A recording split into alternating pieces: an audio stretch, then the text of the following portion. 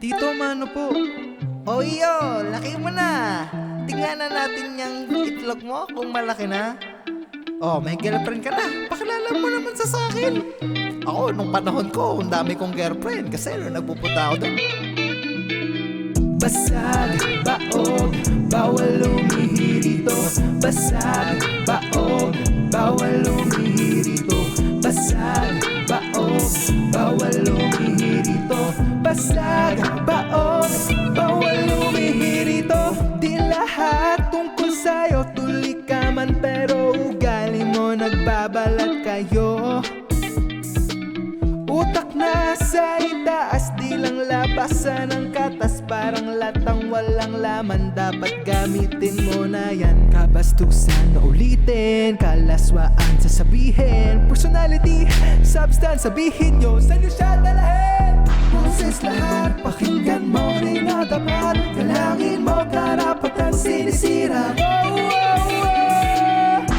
Simulang kasa at maganda, ginawa para sa isa't isa. Pero bakit simula nung sila'y pinalaya sa kawayan, ang pangalaway di pa rin nakakawala? Para saan ka nga ba ginawa? Ang babae ba'y di makalaya? Mula sa seldang ang bara ay nagmula sa mga daliri ng nangaapula. Gabi-gabi ka na lang napapraning, kasagutan sa hiling kailan darating? Bakit parang walang nakakarinig? Sa iyong mga daing ng hinaing, parang si Eva at si Adan. Habulang ba sa'yo'y iyong kalamnan? Kailan niya kaya matutungayan? Ang iyong alaga ay talaga mas mahigit pa dyan. Talaga mas mahigit pa dyan. Parang kayamanan na hindi kaya matuklasan, na kahit ang hardin ng Eden ay kaya mong wakasan. Balakid malalampasan kahit saan maaasahan. Bakalingit sa kaalaman, sa pangyarihan mong taglay, diyak walang may kaya na matumpasan. Kadakilaan mo nagbistura, tila walang katapos sa karangyaan, kabaitan at karunungan. Basag, baog, bawal umihi rito.